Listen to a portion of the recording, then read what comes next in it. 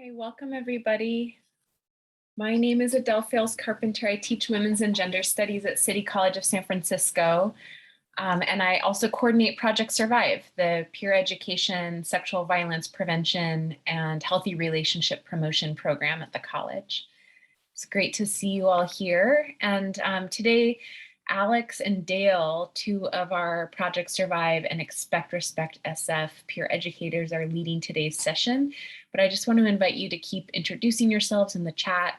It's great to see where you all are at, what courses of study you're engaged in, or where you work as educators, if you're already in the field.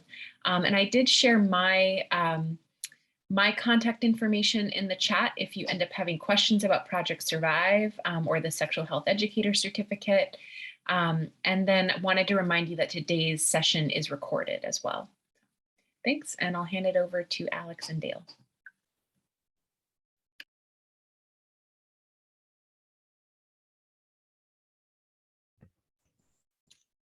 Hi, everybody.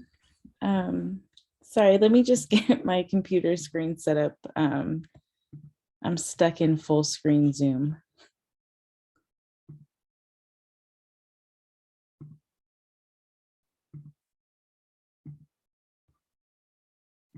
Okay.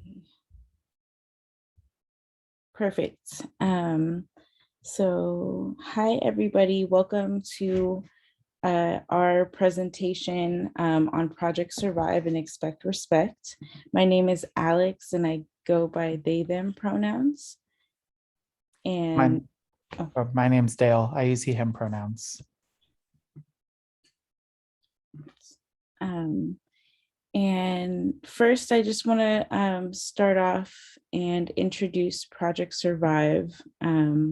We are a healthy relationship and abuse prevention peer education project. And we go around and do these presentations with City College and as Expect Respect with San Francisco Unified School District and the high schools. And we're peer-led classroom presentations within the whole college, and we do all the departments and campuses and centers in 3 languages. It is a paid leadership opportunity and work experience for students as healthy relationship peer educators at CCSF and in SFUSD, as I mentioned, with Expect Respect. And we have an active student club that meets remotely during COVID.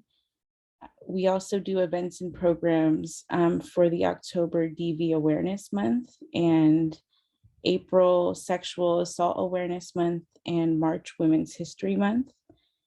And we also do resources and referral visits with survivors and consultations with faculty supporting survivors.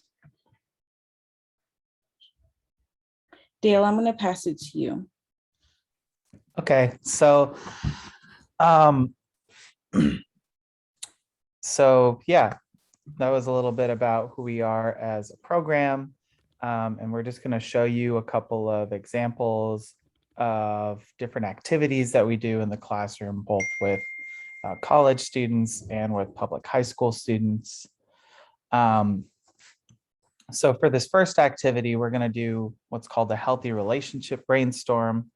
So we're just going to be thinking about what we want in a healthy relationship. And for the sake of this activity, we're going to be talking a little bit about, a healthy dating relationship or a romantic relationship.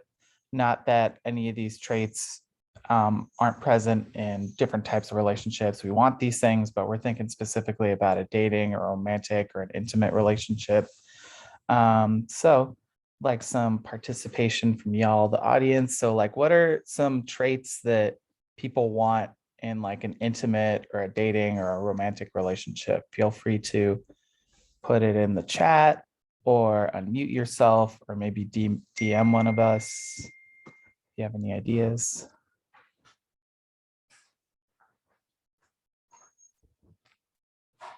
I think for me, hi all, this is Ruth. I think for me, a healthy relationship would be just have respect and clear expectations. That's respect and have clear expectations in terms of relationship. Yeah, definitely. So as far as respect goes, that's really important. We want to make sure there's mutual respect. So, making sure that everybody respects each other in the relationship. It's not just one way. Yeah, having clear expectations is really important. So having clearly defined boundaries, what people do or don't want in a relationship.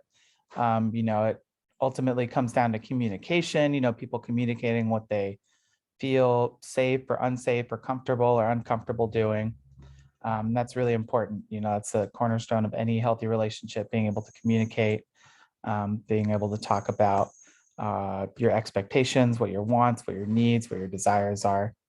I see someone said privacy in a relationship. Yeah, privacy is really important. So we already put boundaries up there, but something that goes along with that is obviously privacy and that space as well. Just because you're in a relationship with somebody doesn't necessarily mean that you don't get to set boundaries, you don't get to have your own space, and you don't get to tell them what you do and don't want or what you don't do or don't like out of it. So yeah, it's really important. Someone else wrote trust. Yeah, trust is extremely important. If you don't trust the person or people that you're seeing, it can make it really hard to to feel like you can even talk to them. And if you can't talk to somebody, that's really unhealthy. I got a couple more in the chat.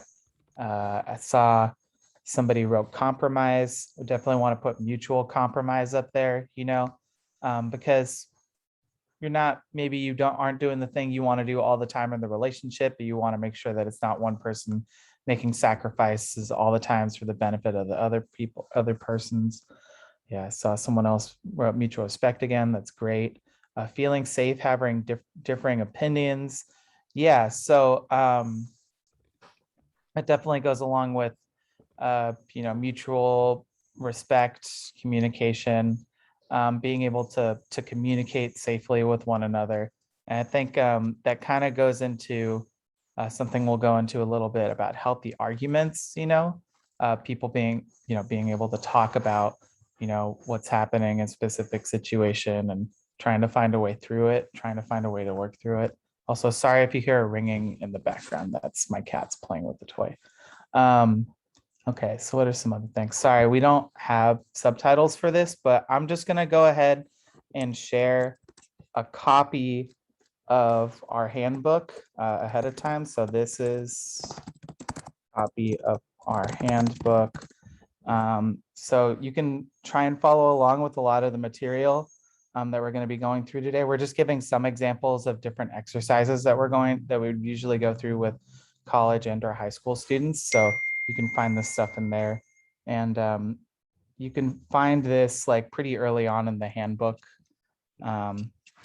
Yeah, I sent a link to the chat. So hopefully that helps. Sorry, we don't have subtitles. I saw someone else said being able to express our emotions safely. Yeah. So definitely, a lot of these come down to communication, and that's extremely, extremely important. I think there's some other things that can go up here as well. Alex, Adele, did y'all have anything else you wanted to add? Yeah, I want to, since we said something about communication, I do want to bring up good sex. And first, I want to say that sex is not required in a relationship, but if you are going to have sex, it should be good sex and it should be fun.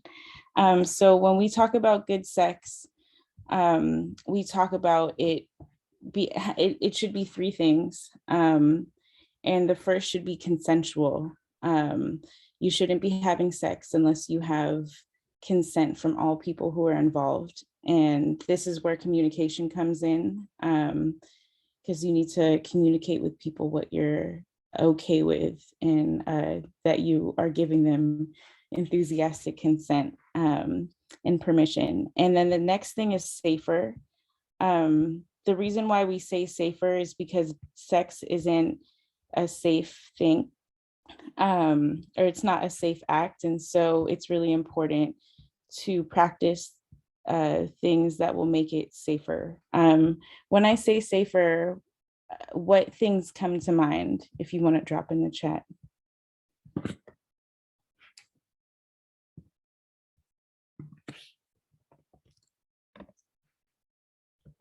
So one of the things that we mean is like prophylactics or using, right? So pregnancy is something that can happen with sex. And so making sure that you talk about birth control and protection. That also goes back to communication. If you have like medical conditions, or making sure that you're both getting tested and sharing testing results and making sure you're protecting each other from diseases. Emotional, like aftercare during like after sex and even before, so like pre-care. And the last thing is for it to be mutually satisfying, right? Like sex should be fun and everyone involved should be having a good time. And if you're the only person having a good time, that can lead to someone feeling like they were sexually assaulted or lead to a sexual assault. So you want to make sure that you're just not raping people. And yeah, so good, there's good sex. And then let's see, is there anything you want to add, Adele? What is FBA, friends with benefits? Oh, yes. So if you do have friends with benefits, the same thing counts. Like you want to make sure that the person that you're having sex with, that you both have gone through those things and that it's mutually satisfying. And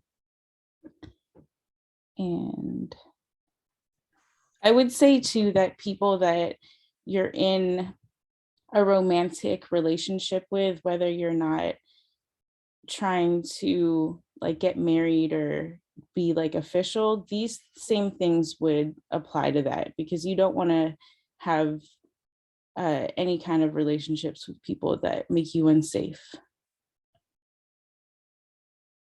And yeah, anything you want to add, Adele?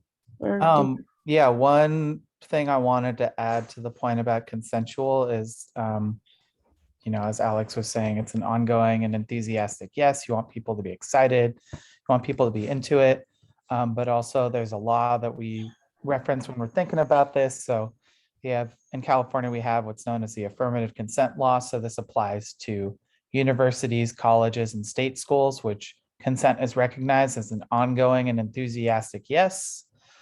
So if for some reason, you know, someone wants to be seen or to be caught violating that, and they either worked at, say, a UC or a university, or they attended one, and there wasn't, you know, the proper, you know, things done to make sure that there are repercussions or there was justice in that situation, they could end up having some of their funding or a lot of their funding revoked. But just generally speaking, you know, we feel like this is a really good way to understand consent. You know, it's an ongoing, enthusiastic yes. It's not the absence of a no. People should be into it. People should be having a good time. So yeah, just wanted to add that. cool. Thank you, Dale. And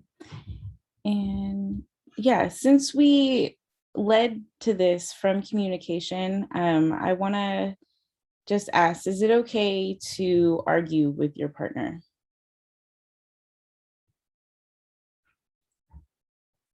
Yes, it is. And so when you do get into disagreements and arguments with your partner, it is important that these arguments are healthy arguments.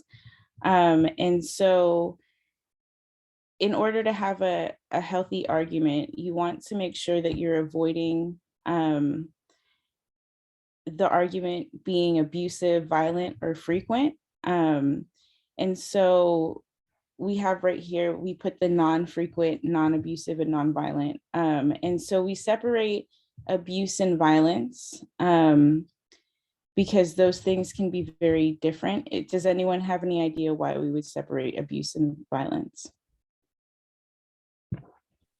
Abuse It could isn't be, just physical violence. It can be emotional, it can be mental, it can be financial, and any combination thereof without there actually being any physical hitting or anything like that. Yes, thank you. That is very true. So abuse can be in many different forms. It can show up in a physical form. It can also show up in non-physical forms. And it also is connected to a pattern.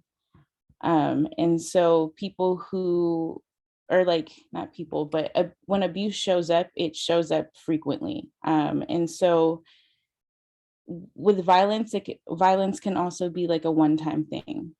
Someone could be violent once and then never do that again. And then with frequency, I can't tell you how much like is too much arguing in your relationship. But it is important that if you are having the same argument over and over again and there's no solution to that, that's probably not a healthy situation to be in.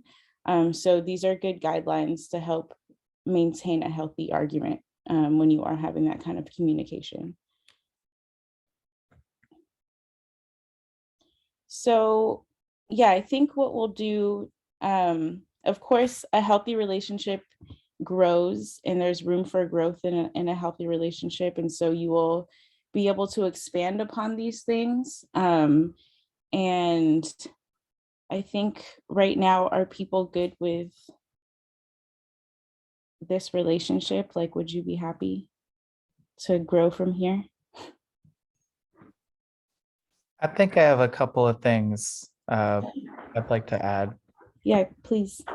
Like I think obviously there's a lot that can go into this, but I definitely think one thing is you know, the idea of like/love, you know, and we say like/love because you know, maybe you want to get into a relationship, but you don't want to be in love. And maybe right when you get into a relationship, you're not really there. That's totally fine. You know, you can still have healthy, intimate relationships without love. You just want to make sure everybody is maintaining that baseline of liking each other. So that way, if everybody wants that in the long term or the short term or however long people feel like it needs to take for that to develop, it can happen because you have that strong foundation. Yeah, and then I also wanted to add loyalty up there.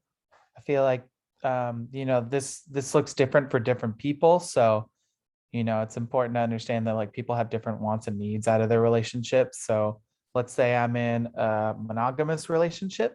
So like I have an agreement with my partner where it's like, hey, like I'm the only person you're seeing, you're the only person I'm seeing. That's just, you know, what we both wanted in this relationship. That's the agreement we have. That's what, you know, the understanding that we have. But maybe let's say I'm in like a polyamorous relationship, which is more than two people. So maybe I have an agreement with one of my partners in that where it's like, hey, like you're my primary partner, I'm your primary partner. I'm cool with you seeing other people. If you're cool with me doing the same, let's just talk about it. You know, I want to be on the same page. Don't want to be kept left in the dark, you know? So ultimately loyalty looks like different things for different people.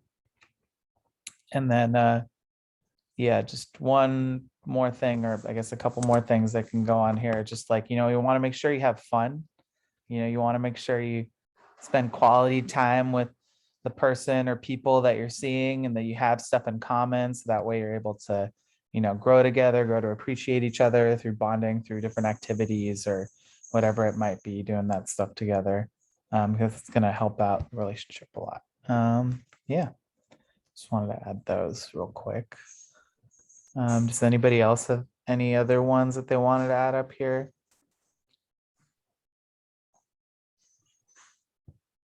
I noticed Adele also put shared values. That's really important too. So it's about understanding what is, you know, what is like really important to you as a person and what you're like flexible on. So like maybe like, let's say I'm dating somebody and they're Christian and I'm a Muslim, like I'm totally cool with that. If they're cool with me practicing my faith, you know, that's not a value that we have, but we value that each of us are spiritual in different ways and respect that. But, you know, a value that I don't share with somebody is Maybe I'm dating them and it comes up that they don't believe that people should have a right to get an abortion. That's a line I'm not willing to cross. That's not a value I'm flexible on. So I'd probably just be like, hey, like, I don't think we can see each other anymore. This is too big a deal for me. So it's up to you to decide what, is really important to you, what you're flexible on, what you're willing to learn more about, maybe change your mind about, and what things you're just, you can't, you aren't flexible on, because ultimately you got to stay true to yourself. And that's what's going to make a happy and healthy relationship, if everybody feels like they're being honest and truthful and, respected. So Thank you, Dale. I agree with all of these. And I just want to add one thing that I think adds to the shared values and just the boundaries space, but like having the balance of reciprocity, and making sure that the relationship isn't like a one-sided thing, or like an 80-20, that there is a balance, and that both and all people are equally giving into the relationship. And yeah, does this look like a good relationship to everybody? Cool. So we can move it on to the next, and I'll pass it to Dale. Are you gonna do this, or? Okay, go ahead. So I'm going to share a copy of our handbook again to the chat. And this is a little bit different than how we would normally do it in high school or college classrooms. So just bear with us a little bit. So, normally this would be the time that we go into our philosophy as a program. But I also just wanted to say, because we didn't say this initially, want to make sure this is, a safer space. So if at any point in time somebody feels like something's coming up for them personally, do what you got to do to take care of yourself, whether that's getting a drink of water, getting a breath of fresh air, maybe like talking to your roommate or your friend or whoever, because you do a much better job of retaining this information if you're taking care of yourself than if you're not.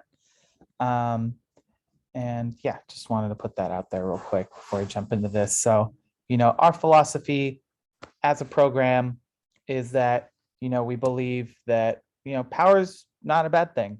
Power, people have power. Some people don't have as much power, but it's not if somebody has power or not, it's what they do with that. Are they using that to lift people up with them, or are they using it to hold people down? And when we're talking about, abusive, we're talking about violent relationships, we're talking about people using their power over people. It's an imbalance of power, and people recognize that and they're using that against somebody. And we see this in all sorts of different ways in our society. It shows up in many different, ways based on our different identities.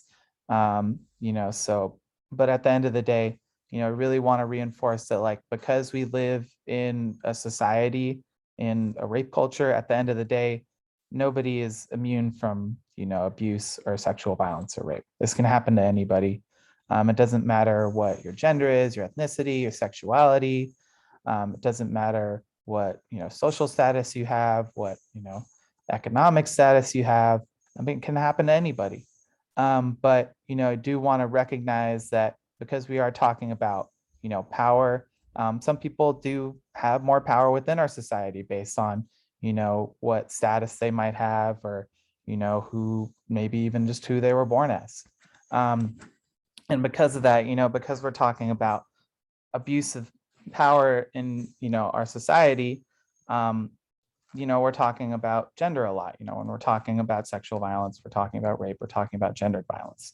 And so typically when we see, people being abused, when men are abusing other people, they abuse other men, but they also abuse women and children.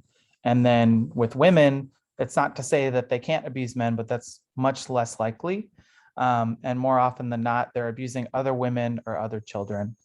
And oftentimes, when somebody is, let's say if a woman is abusing a man, it might be because she has some sort of social power over that person. Like maybe they're the boss and the other person is like just a worker. Maybe one person's able-bodied and the other person isn't, and this is typically how, abuse and violence shows up in our society when people are using their power over somebody.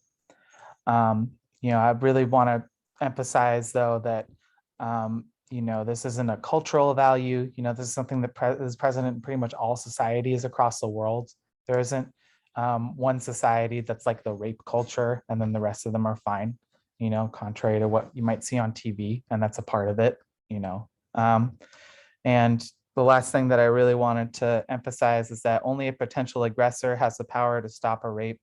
So, at the end of the day, we can share all the knowledge that we want, but at the end of the day, it's up to the person that's using their power over somebody to control them, to dominate them, to stop. That's the only way that it can stop. So, it's really important that we, y'all are here and, interested in learning more about this stuff and, how it relates to public education and whether or not you're interested in getting into this field. Just wanted to emphasize that. So I already shared a copy of our handbook in the chat. I want to say real quick, or maybe don't go forward yet, Adele, we're not ready. So before we move on, I just want to emphasize that, with this handbook, it's a digital handbook. We have all our information for what our normal presentations look like in there. If you're only going to hold on to it for one reason, it's the resources in the back. On the last page, we have a list of different resources. And please hold on to this because statistically speaking, if you haven't been subjected to, abuse or sexual violence or rape, somebody who has. And so those resources could end up saving a life. So please, please, please hold on to those. You never know who that might end up helping. And just a couple more things before we move on. So I also, yes, I believe if you shared your contact information in the chat, we'll be able to save it and we can send you a link to these handbooks as well. I'm also going to share a copy of our ERSF handbook. So the difference between this and the first one that I shared is the first one is specifically for college students. The second one is specifically for high school students in San Francisco. Someone said, can you explain FBA? I'm not sure what that means, but let's see. Is that friends with benefits? Okay. No, friends, sorry. I'm sorry.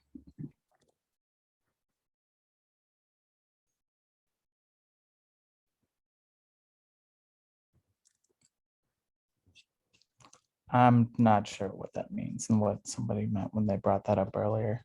It'd be helpful if they wanted to elaborate in the chat. But whatchamacallit? One last thing before we move on. Like I said, when we're talking about functional behavioral assessment, I'm not sure what that is, to be honest. But real quick, before we move on, one last thing I wanted to say is that, like I said, because we're going to be talking about, imbalance of power, we're going to be talking about relationships in our society, we're going to be talking about gender a lot. And one thing we really want to promote as an organization is people introducing themselves with their pronouns when you first meet somebody. So what is a pronoun? A pronoun is how you want to be referred to when someone's not using your name. So when they're referring to you in the third person. So, my name's Dale. I use he, him pronouns. My name is Alex and I use they, them pronouns. So if for some reason I were to get kicked off this chat or I were to leave the room and someone were to ask, hey, where's Dale? Someone might say, oh, he left the room. He's not here right now. Or if that were to happen to Alex and someone were to ask, hey, where's Alex? Someone might say, oh, they aren't here right now. Oh, their internet connection's not the best, something like that. So the reason why we say we want people to introduce themselves with their pronouns when you're first meeting somebody is because A, you don't want to make assumptions of people when you're first getting to know somebody. And B, it's a way of saying like, hey, like this is who I am. I want to learn more about you. You know, let's level the playing field. I don't want to make any assumptions about you. I want to know more about you as respectfully as possible. So it's a good way for people to, you know, get to know each other on a personal level, on a respectful level. And we really want to promote that. Yeah, so with that, we are going to move on to the next segment, which is going to go into one of the exercises that we do in public high schools. And so this is going to require a little bit more audience participation. So this exercise is specifically called Act Like a Man, Act Like a Lady. And this is going to be dealing with stereotypes. So really want to emphasize that, you know, these are things, these are in some ways myths that exist within our society. These aren't positive, you know, words or ideas that are associated with people. These are, you know, pretty negative, and they show up in many different ways within our society. So just to jump into this, you know, if we're thinking about somebody who's like, you know, the stereotypical man, what are some like characteristics that you might think of if you just like are picturing them in your head? What do they look like? What do they dress like?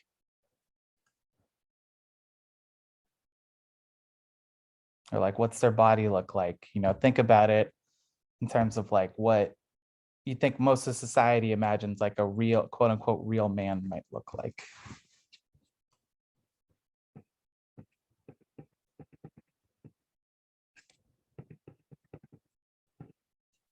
Yeah, saw someone said buff, muscular, definitely. Strong, very strong.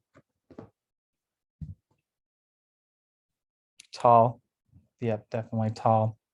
Just really big in general. Probably to the point where it's like somewhat intimidating. Yeah, probably has a really deep voice. I saw somebody wrote breadwinner.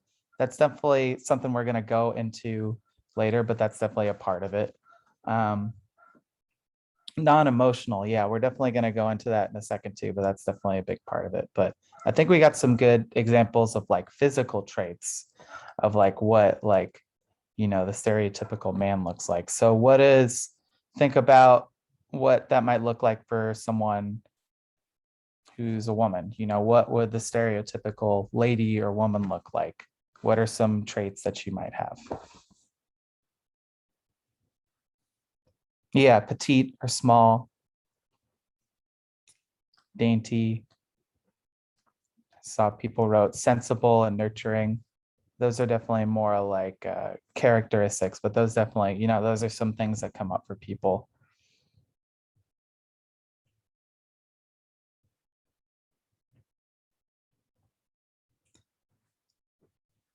Voluptuous, yeah. So, yeah, definitely, you know, what they, most of the time when people are thinking of like a beautiful woman, they're thinking of somebody who's like really skinny, but, you know, has like huge tits and a huge butt or whatever.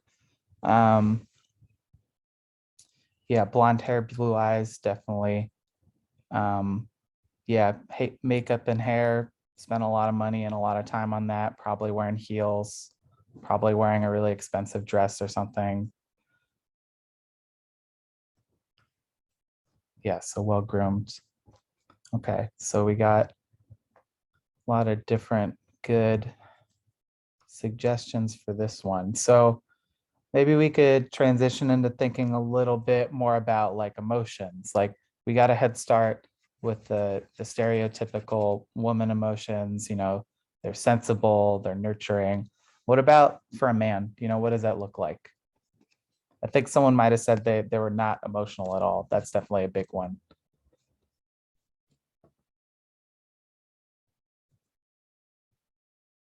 Something that comes to mind for me, it's if they show any emotion, it's anger, frustration, you know.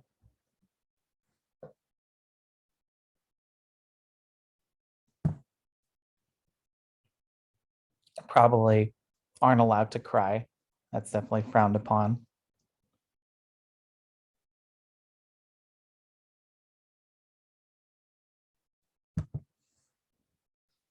Yeah, very, very dominant, very decisive. Yeah, very physical. It's funny, Alex. Yeah, can't really express a whole lot other than just very, very like domineering emotions. So what are some other examples that we could think of that go in the lady box? You know, some stereotypes, some negative stereotypes. Yeah, this woman's probably gentle.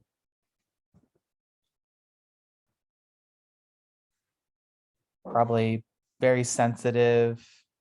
Yeah, or like very emotional. Gets accused of like being very hormonal or like on their period a lot whenever they are opinionated. Yeah, very motherly or like submissive. Those are definitely other ones. Nagging, that's definitely one too. Yeah, some good suggestions for stereotypes. Bossy, that's definitely one that can fit in there. All right, so we got some good suggestions for like emotions or characteristics. So what about like professions, you know? What would the manly profession be? Construction, yeah, that's definitely a big one. Physical labor, you know, doing stuff with your hands, lifting stuff, pushing stuff, breaking stuff.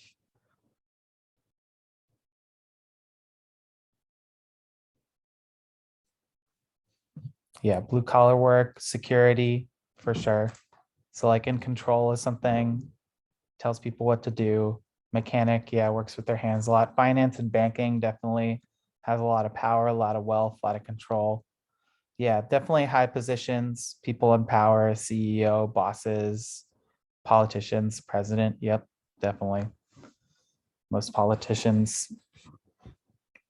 Yeah, these are some good suggestions. So what about for the lady box? What are some professions that are commonly associated with women or with feminine folks? Secretary, yeah, hairdresser, definitely. Teachers, yeah. Nurse, that's a big one. Maids, yep. Housekeepers.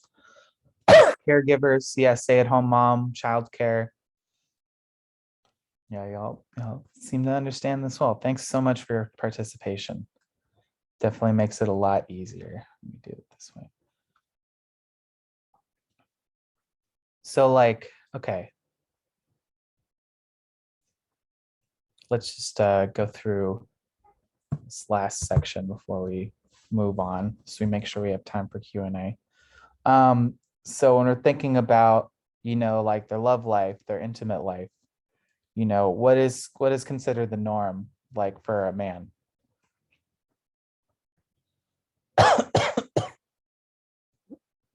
Are they allowed to just like go out and like do whatever they want? No repercussions whatsoever. Nobody's gonna look down at them. They actually look up at them for doing that.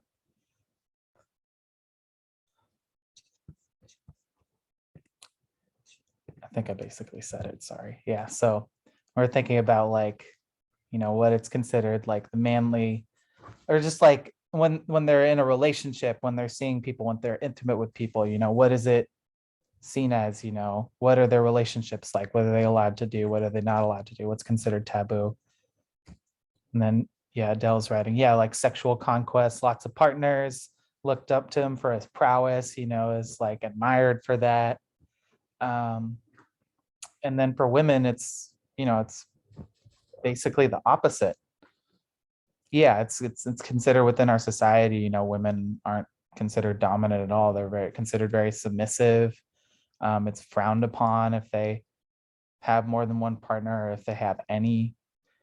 So yeah, it's a really big deal. So yeah, we can see, let's see, look weird if they picked up someone. Yeah, definitely. That's like not considered the norm. It's guys who are supposed to go out there and like, you know, tell them who's the boss. Yeah, so as we can see, like, you know, there are all these different character traits that are associated with like, you know, what is considered like being a man or a woman. And like, let's think about like, what are some of the insults that people might hear, you know, if they don't fit into these boxes, or if they don't fit into it in a way that people might think, you know. And just want to reinforce, like, this is just an exercise. These aren't things that you should call anybody ever. But just think about like some of the mean things that, you know, a guy might hear if he doesn't fit into this box. If he doesn't, you know, adhere to these stereotypes.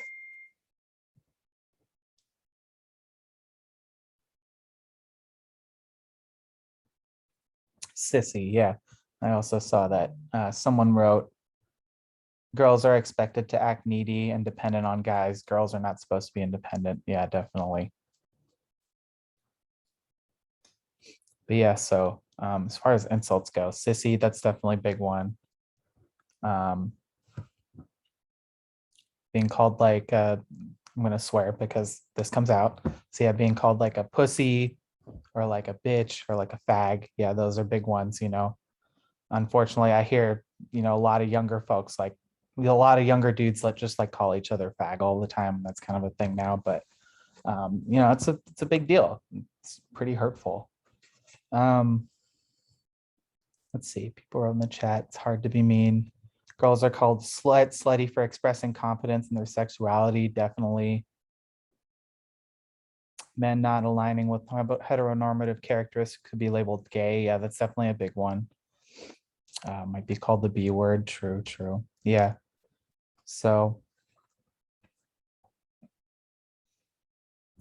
yeah, looking on the other side.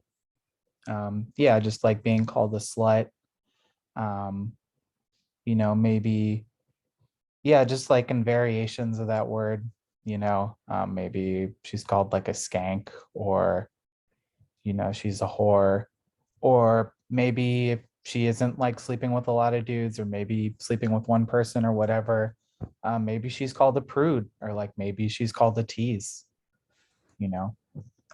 So yeah, a lot of these different insults coming up. And like, before we move on, I just want to highlight, you know, a couple of things when we're looking at these different insults, you know. What's something that a lot of these have in common when we're thinking about insults for both, you know, people who are considered men or people who are considered women?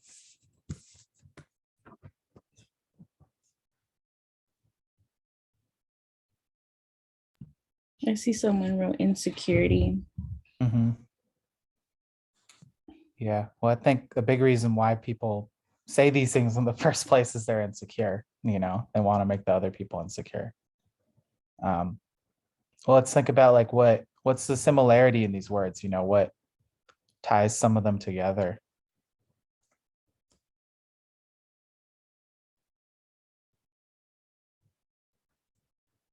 I definitely think a lot of one thing that I wanted to point out was that one of the things that a lot of these words have in common is that they all have like, you know, kind of feminine connotations, you know. It's like a way to demean like a man is by calling him like a pussy, you know, saying he's not a man, saying he's a woman, you know. And then definitely like with women, like it's putting them down, you know, for going outside of that box. Another big one that comes up with this too is definitely, you know, if somebody doesn't fall into category of like, oh, what's considered manly, what's considered like woman-like, you know, they get you know, targeted by saying like, oh, you're queer, oh, you're gay, you know, oh, you're not straight, you know, so you're not a man, you're not a woman, you know, you're not either, you're not worth it. So it's pretty terrible stuff, but you know, we do this exercise to really highlight the way that, you know, gender shows up in our society within, you know, stereotypes, the language that people use to associate to one another, even if we're just talking about negative language, you know, that says a lot about like, you know, the ideas that people have that are really like deep seated. And it takes a lot to work through this, you know. There's a lot of, folks out there who think going around calling people these names or like thinking that this is the way that people have to be, like that's how it is. But we really want to emphasize that like it's not that way. Most of this stuff is meant to maintain, the status quo, like the power within our society, like who has the power, who doesn't. This is meant to, keep a lot of people down by saying like, hey, if you don't fit in this box, if you don't do these things, if you don't like toughen up, or oh, if you aren't just always caring for somebody, well, you're not a man, or you're not a woman, or you're not a person, you're not worth anybody's time. But that's not true. We really want to break through these stereotypes and understand that like, people can be all sorts of things. You don't have to be any of these things, and if you are, that's some of these things are okay too. It's nothing bad with like being in shape, or some people really like being well groomed or like doing their makeup a certain way. But at the end of the day, we want people to recognize whether or not you're doing this, it's up to people to do what they want and what they feel comfortable doing in their lives, and for people not to frown upon that. So yeah, Alex, Adele, I don't know if y'all wanted to add anything to this.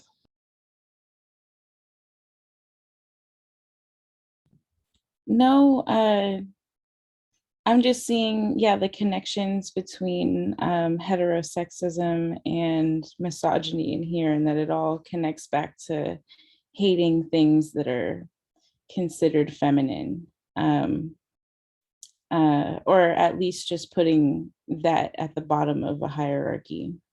And yeah, there's definitely a lot of,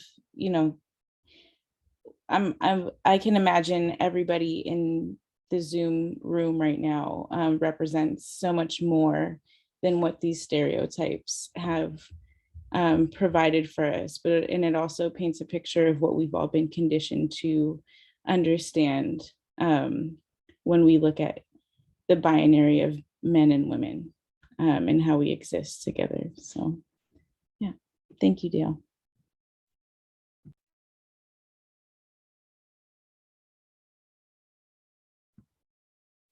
And so next up, we're gonna just tell you about how to become a part of Project Survive. And I'm going to drop an evaluation form. Oops, sorry, I lost it. I'm gonna drop an evaluation link in the chat for people to fill out. Oops. And then, so yeah, Project Survive is offered through the Women and Gender Studies Department at City College. And in order to meet those, or the requirements to be able to become a peer educator, you just have to take 2 classes, and that is the Women and Gender Studies 55 and 54. The first class, Ending Sexual Violence, the peer education piece, where you would learn to do the presentations and facilitation, you'll get all that training. And then the Politics of Sexual Violence, which is WGST 54, where you'll get all of the academic education about like how rape culture in America and beyond has like developed, and just like legal stuff, and lots of really dope readings that you'll do in that class to help you understand why sexual violence is politicized the way it is. And yeah, there's also an interest form that we dropped in the chat. So if you're interested in becoming a peer educator with Project Survive, you can fill that form out. And one of the things that this is also connected to is the Sexual Health Educator Certificate, which I have. Dale, do you have this too? I just need to apply for it this term. So. Okay, yeah, so we're all sexual health educators, and we went through this program connected to Project Survive, and you pretty much need to take those 2 classes, take a human sexuality class, and then a health class, either the Intro to Public Health or the HIV and Hepatitis Navigation Skills. and then 4 units out of the elective courses. One of the classes that's highlighted on here is WGST 35, which is an Intro to Masculinity Studies class, which is probably it's the first at City College ever. I took that class when it was like the first class taught, and I really recommend that class if you want to dive deeper into understanding like masculinity, just in general, especially from the perspective of what it was before toxic masculinity took the guise of masculinity. And there's a lot of other classes in like psych and LGBT sociology and anthropology that you can take too. And if you want to look at any of our full presentations, we have them online at tinyurl.com/PS resource. So you can check out those and see what the whole presentation entails, and also learn a lot of cool things. And let's see. Also, there is a self-defense class that we recommend through the presentations, and also at City College. It's a non-credit course with Janet G. And she teaches so much really useful information about how to like get yourself out of a locked car, a trunk, and just also like understanding the healing and self-care aspects of self-defense and like, community care. And so you can take those classes on Saturdays through, I think they're in person right now. Zoom, but they're going back to in person pretty soon. Okay, cool. Thank you for clarifying, Adele. And there's more information there at the tiny URL for Janet G. And I had a question. It says, do we have these classes at Chabot and Hayward? So I don't think that we're in other community college campuses, but I imagine all of us would like to be able to expand that far so that this education can be taught not just at City College. So we'd love to grow and collaborate sometime soon. I can speak to that. It's not very common that community colleges have women's and gender studies departments, though we'd be happy to talk to any community colleges that want to start similar programs. But one thing about COVID is that right now, all the classes for the sexual health educator certificate can be completed remotely. So if you live in the East Bay, you can think about attending a class at City College. The women's and gender studies classes are going to be taught online again in spring, even though they're usually taught in person. So that's one opportunity we have right now because of COVID.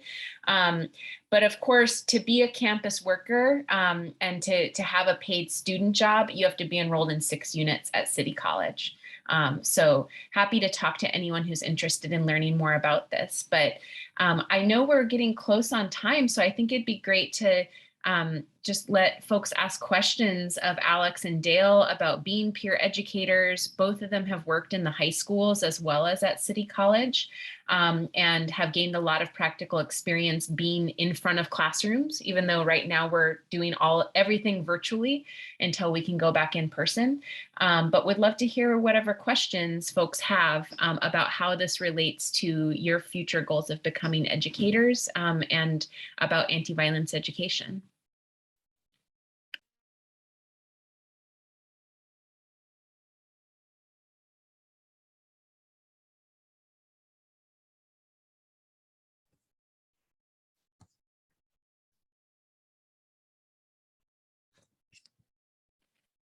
I see Janet asked about spring semester. So the 2 training courses for Project Survive, Women's and Gender Studies 54 and 55, are offered twice a year in fall and spring, 1 section each.